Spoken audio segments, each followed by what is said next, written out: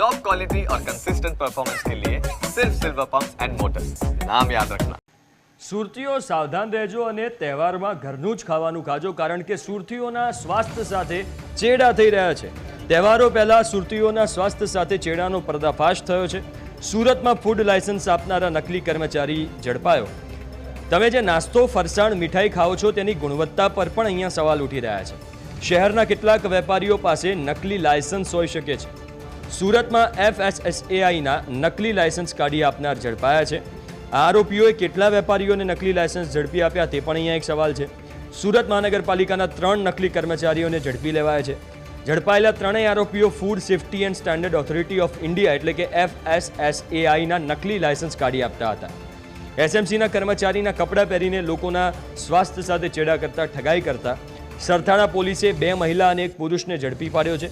એક બાજુ આરોગ્ય સાથે સુરતમાં ચેડા થઈ રહ્યા છે અને બીજી બાજુ આરોગ્ય માટે લેવાતા સર્ટી પણ હવે નકલી હોવાનો પર્દાફાશ થયો છે અને એમાં પણ સરથાણા વિસ્તાર નકલી વસ્તુઓ માટેનું જાણે હબ બની ગયો છે।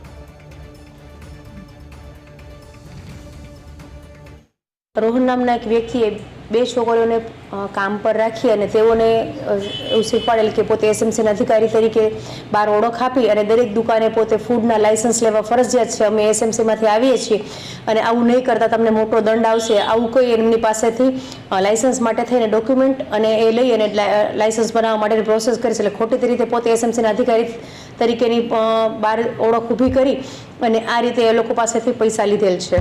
2799 રૂપિયા લે છે, એમાં 100 રૂપિયાની પ્રોસેસ તો કરે છે, માત્ર ગ્રાહકો લાવવા માટે થઈ અને આ રીતે કૌભાંડ આચરેલું છે।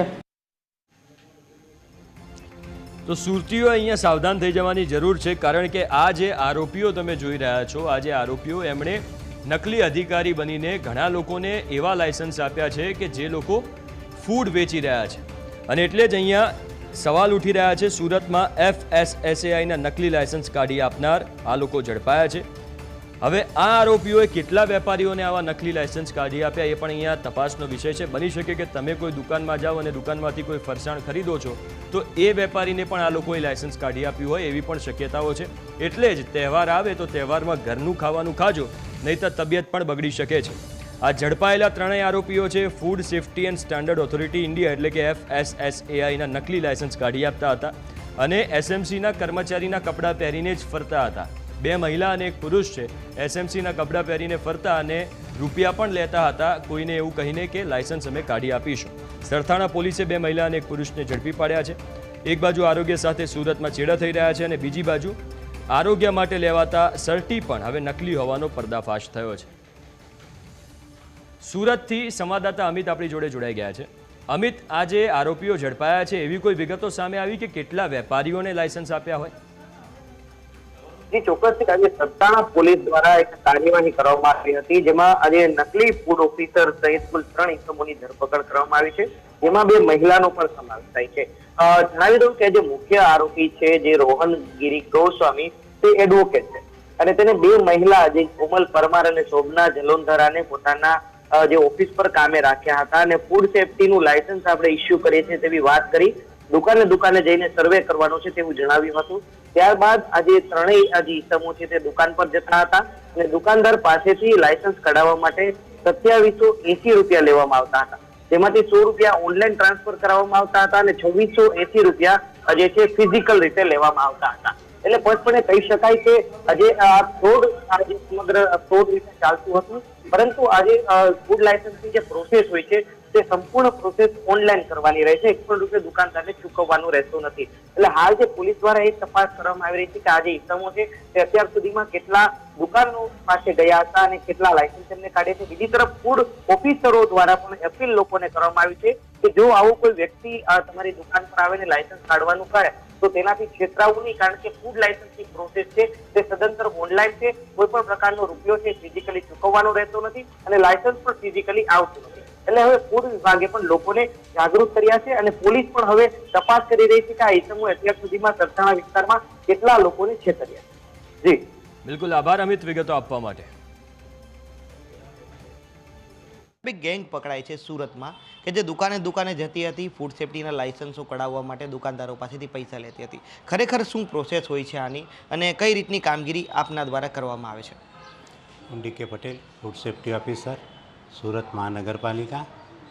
Food safety and standard act 2006 એ સેન્ટ્રલી કાયદો છે. તેમાં ફૂડ બિઝનેસ ઓપરેટર હોય, એ ધંધાના માલિકો હોય, તેઓને food safety and standard act 2006 અન્વયનું લાઇસન્સ અને રજિસ્ટ્રેશન એમ 2 કેટેગરી હોય છે. લાઇસન્સ જેનો ટર્નઓવર 12 લાખથી વધુ હોય તેવી સંસ્થાઓએ લાઇસન્સ સ્ટેટ લાઇસન્સ લેવાનું હોય છે, અને જેનું ટર્નઓવર 12 લાખથી ઓછું હોય વાર્ષિક એવી સંસ્થાઓએ રજિસ્ટ્રેશન લેવાનું હોય છે. આ લાઇસન્સ અને રજિસ્ટ્રેશનની પ્રક્રિયા ઓનલાઈન છે. poscos.gov.in FSSI જે પોસ્કોસની સાઇટ છે એના ઉપર ફૂડ બિઝનેસ ઓપરેટરોએ જાતે ઓનલાઈન કરવાનું હોય છે, અને જે લાઇસન્સની ફી છે તે પણ તેઓએ તેમના ગૂગલ પે કે કોઈ પણ પ્રકારના માધ્યમથી ઓનલાઈન જ પેમેન્ટ કરવાનું હોય છે. આ ઓનલાઈન પેમેન્ટ થયા બાદ તે લાઇસન્સ જે તે ડિસ્ટ્રિક્ટ વાઇઝ એ પ્રમાણે ત્યાં જતું રહે છે એમના લોગિંગમાં, અને ત્યાંથી સ્ક્રુટિનાઇઝ થઈ અને જ્યારે લાઇસન્સ ઇસ્યુ થાય છે ત્યારે ઓટોમેટિક તે લાઇસન્સ અથવા રજિસ્ટ્રેશન જે તેઓએ ફૂડ બિઝનેસ ઓપરેટરે લાઇસન્સની અરજી કરતી વખતે તેમાં નાખેલું હોય તેના ઉપર ડાયરેક્ટ એમને ઓનલાઈન પહોંચી જતું હોય છે. બીજી વસ્તુ એ કે આ જે દુકાનદારો હતા એ આ અધિકારીઓને જોઈ ગભરાઈ જતા હોય છે ઘણીવાર, અને લાઇસન્સ ફિઝિકલ આપશે, તરત જ પૈસા આપીને લાઇસન્સ મળી જાય એવી વાતો આજે નકલી અધિકારી કરતા હતા. ખરેખર આવી કોઈ પ્રોસેસ હોય છે? ફૂડ બિઝનેસ ઓપરેટરોએ લાઇસન્સ અને રજિસ્ટ્રેશન માટે આ poscos.fssa.gov.in છે તે સાઇટ ઉપર જાતે જ ઓનલાઈન કરવાની હોય છે, અને લાઇસન્સ પણ તેમને તેમના જે રજિસ્ટર્ડ મેઇલ આઈડી ઉપર એમને જો ડોક્યુમેન્ટ બરોબર હોય તો એમને પહોંચી જ જાય છે, એટલે એઓ જાતે અરજી કરી શકે છે. સાહેબ, ઘણા લોકો આ પ્રકારે છેતરાતા હોય છે. આ એક ટોળકીનો પર્દાફાશ પોલીસે કર્યો છે. હવે દુકાનદારોને ફૂડ વિભાગ શું અપીલ કરશે? દુકાનદારોને ફૂડ વિભાગ એ અપીલ કરશે, તમે જાતે કરી શકો તો જાતે કરી શકો. જો કોઈ ફૂડ ડિપાર્ટમેન્ટની મદદ લેવી હોય તો પૂછપરછ કંઈ પણ હોય તો એ અમારી ઓફિસના ટાઈમમાં આવી અમને અમારી મદદ લઈ શકે છે. જે ચોક્કસથી આ હતા ફૂડ ઓફિસર કે તેમણે સ્પષ્ટપણે જણાવ્યું કે કોઈ પણ ફૂડ ઓફિસર દુકાને જઈને લાયસન્સ માટેની પ્રોસેસ છે ફિઝિકલી કરતા નથી, અને ફૂડ લાયસન્સ માટે કે રજિસ્ટ્રેશન માટે જે પ્રોસિજર હોય છે તે ઓનલાઈન કરવાની હોય છે. કેમેરા પર્સન દેવાંગ રાણા સાથે મિત્રુપા, પ્રાઇમ ન્યૂઝ.